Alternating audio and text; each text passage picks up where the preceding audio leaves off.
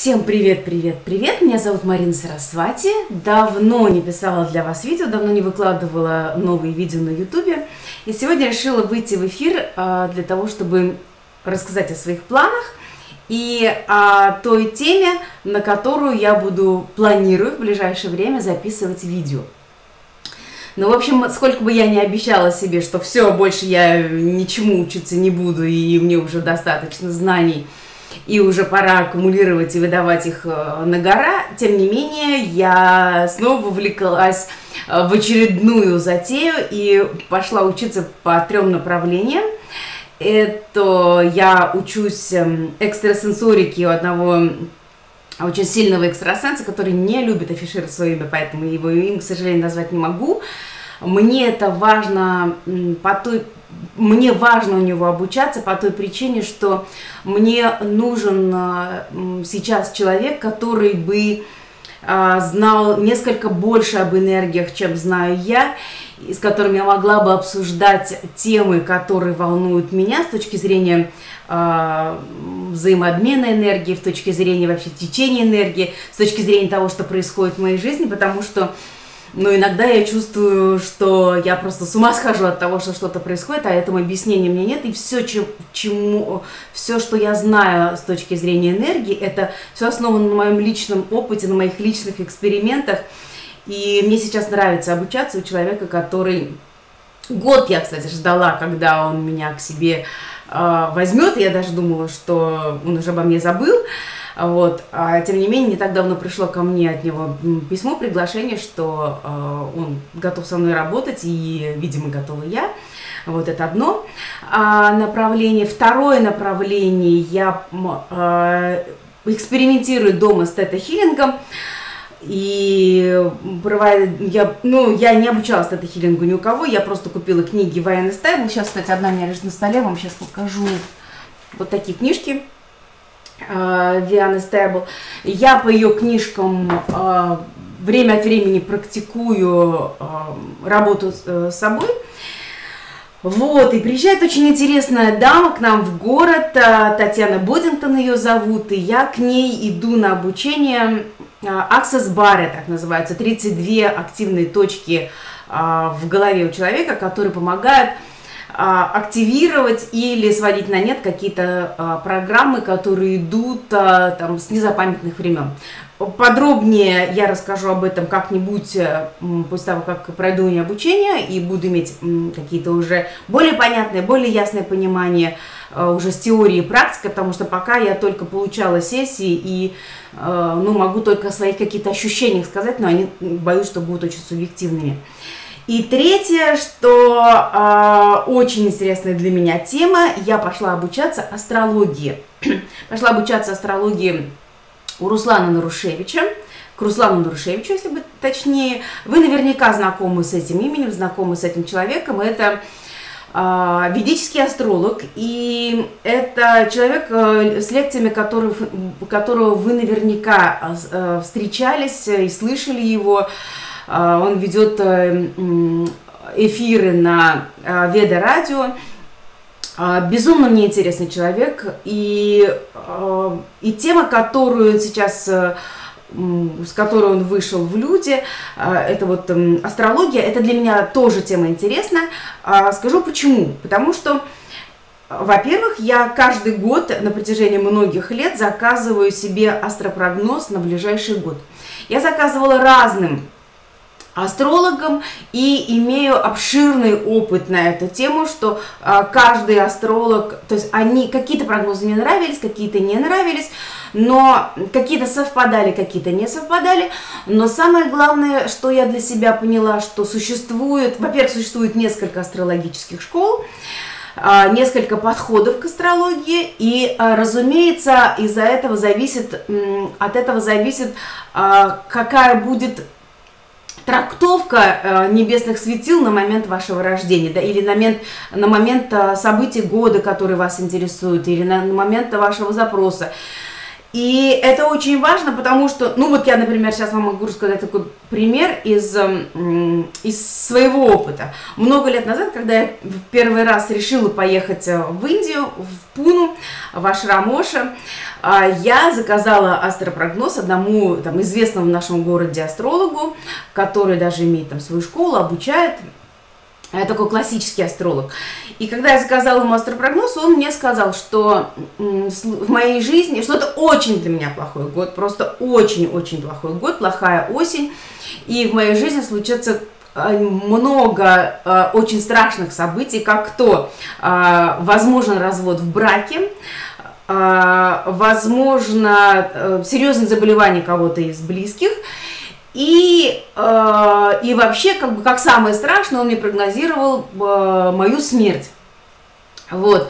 Я была, ну, в какой-то степени, конечно же, напугана, но в то же время, в тот момент я была в таком очень сильном состоянии поиска, неудовлетворенности своей жизнью и вообще всего, что в моей жизни происходит. И у меня было ясное понимание, единственное, что у меня было, это было ясное понимание того, что я хочу в Пуну, я хочу в Индию. Я не говорила тогда на английском языке, я не знала дороги, я вообще не представляла, как туда добираться. Я знала только одно, что мне туда надо.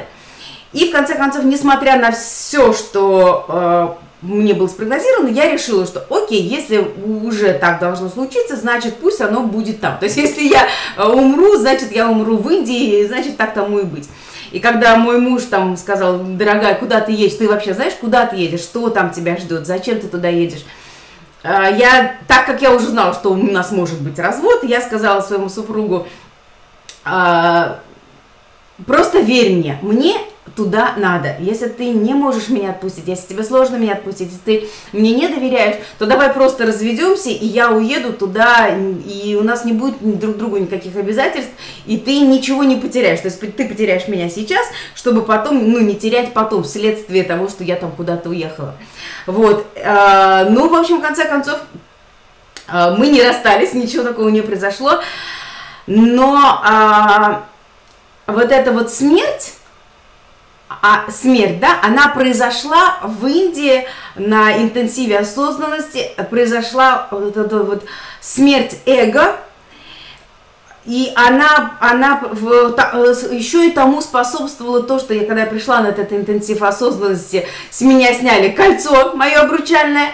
Я жутко возмущалась, говорила, как это так вообще, как это может быть, чем мое кольцо может мешать. Я там сопротивлялась, ругалась, ворчала, но тем не менее никто меня не послушал, и кольцо мне отобрали. А потом, когда со мной случилось вот то, зачем, оказывается, я туда ехала, то, что звало меня туда, тот вот импульс, да, вот этот вот душевный призыв меня туда ехать, случилась вот эта вот вспышка просветления, вспышка пробуждения у буддистов, вот дзен-буддистов это называется вспышка сатори. И когда вот оно случилось именно благодаря тому, что не было у меня кольца, потому что это был последний момент, который, то есть, ну, я очень привязана к своему браку, к своим семейным отношениям, к своим отношениям вообще в семье, не только относительно своего мужа, но и детей, родителей, ну, видимо, потому что еще, опять же, я рак по гороскопу.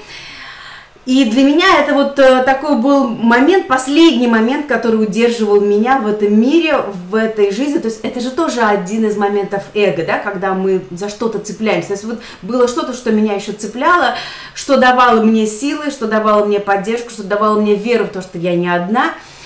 И это было таким вот последним, пусть даже такой тоненькой капроновой или шелковой ниточкой, которая меня держала в этом мире, но это было.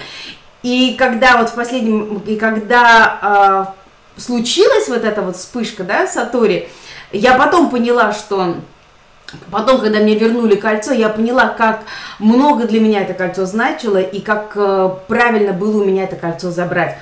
То есть вот и понятно, что вот получилось так, что случилась вот эта вот сепарация, да, случился вот этот вот как бы развод с мужем, но он не случился юридическим разводом, но это случилось тем, что я вернула себе свои силы, я поняла, что я сама по себе чего-то стою, я могу опираться на свою семью, я, в общем-то, вернулась, и вернувшись из Индии, у нас отношения стали еще глубже, но это были уже отношения не созависимые, а это были уже партнерские отношения из меня вот цельный. То есть вот этот вот астропрогноз, то есть очень важно, как астролог будет трактовать то, что он видит в вашей астрологической натальной карте.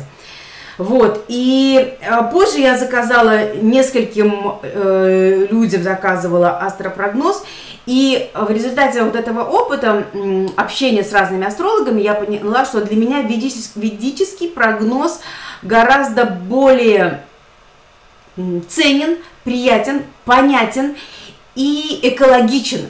Почему? Потому что там есть некоторые требования. То есть ведический астролог должен быть сам достаточно проработан. То есть это должен быть человек медитирующий. Это человек должен быть, который работает над собой. Человек, который знает историю своих предков. Человек, который много работает в познании не только астрологической карты, но и понимании влияния планет на собственном опыте. Это должен быть человек с приятной внешностью, это человек должен быть с хорошим голосом, это человек должен быть очень деликатный и тактичный. И что бы он ни говорил, он должен говорить, он должен преподносить любую тему. Даже если вы спросите о продолжительности вашей жизни, а это тоже можно, оказывается, узнать, это, оказывается, тоже видно по звездам. Даже если вы спрашиваете продолжительность своей жизни или продолжительность вашего брака, он должен вам эту информацию преподносить максимально деликатно, интеллигентно, так, чтобы вас не ранить, не травмировать, чтобы после этого вы не пошли и там не натворили каких-то делов. Вот, и все это для меня очень понятно, потому что, на самом деле, мне кажется, что астрология – это очень деликатная и очень такая тактичная, очень красивая тема, с которой можно играть.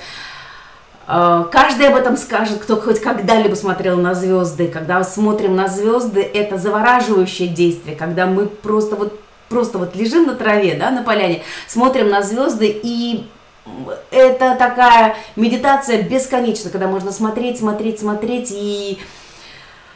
и конца края этому нет, потому что, я не знаю, как у вас, я думаю, что все-таки те, кто слушает меня, те, кто смотрит мои видео, все-таки мы немножко где-то похожи, но для меня звезды – это бесконечная медитация, бесконечное наполнение энергией, и это то, на что я могу смотреть бесконечно. Вот. Хочу сказать, что я пошла учиться астрологии не с целью быть астрологом. Я не знаю, что будет дальше. То есть я пока по моей натальной карте у меня есть способность к астрологии. В общем-то, один из астрологов мне сказал, что я могу, из меня получится хороший астролог. Но пока я таких дальних планов не строю, пока я хочу изучить астрологию для себя, для того, чтобы понимать, что это такое, зачем оно мне надо, и для того, чтобы быть профессиональным заказчиком астрологических прогнозов, чтобы я могла с астрологом, с которым обращаюсь, говорить на одном языке, чтобы я могла правильно задавать вопросы и заказывать прогноз, и правильно понимать то, что мне дают. То есть на самом деле очень многие, кто обращается к астрологам, совершенно не понимают ничего, и им просто хочется что же мне астролог скажет. То есть они оставляют все это на усмотрение астролога, на то, что ему покажется интересным по вашей карте. Но, опять же, это ведь будет зависеть от его настроения, от его интересов в жизни, то есть от массы каких-то других вещей, которые к вам мало имеют отношения. Одно дело, когда вы обращаетесь к астрологу как дилетант, а другое дело, когда вы обращаетесь к астрологу, зная примерно, на что он может ответить.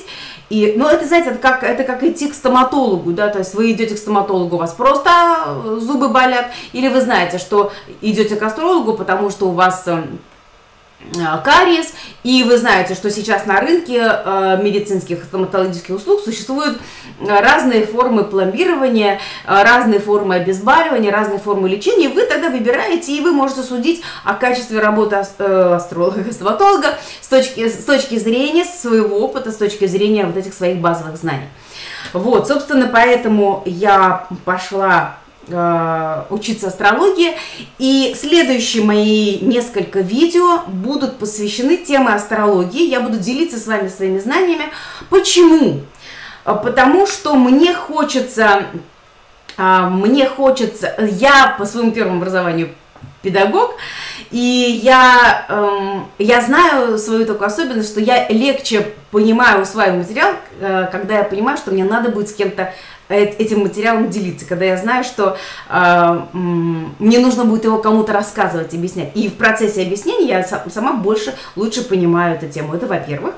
А во-вторых, я хочу, чтобы это будет мои видео, они, возможно, будут не профессиональны с точки зрения астролога, потому что это будет серия видео, там, астрология от чайника к чайникам, да, то есть я как чайник в астрологии, который просто обучается, который будет получать какую-то информацию, которая мне покажется интересной, я буду ею с вами делиться для того, чтобы чуть больше расширить базу ваших знаний, и, может быть, у вас возникнет какой-то интерес к астрологии, а может быть, вы пойдете кому-то делать прогноз на основе этих видео встреч со мной.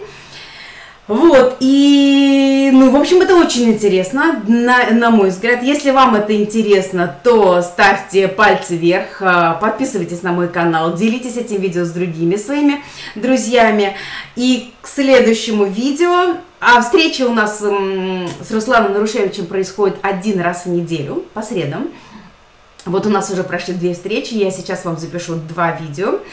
И к следующему видео, если вы хотите все-таки не просто слушать, а как-то эти знания тоже усваивать, то вам понадобится бумага, там какая-нибудь тетрадка, может быть, и ручка. Вот у меня вот такой вот блокнот, в котором большой такая блокнот-тетрадка, в которой я веду записи, и я вам в следующем видео буду рассказывать об астрологических домах и о том, за что они отвечают, и как их можно интерпретировать, и почему 2 близнеца, которые родились у одних и тех же родителей, в одном и том же роддоме, с промежутком всего лишь в 10 или 5 минут, имеют разную судьбу. Вот это вот очень интересно. Все, пока-пока. С вами была я, Марина Сарасвати. Я психолог, коуч, терапевт и автор проекта «Счастливо замужем». Пока-пока.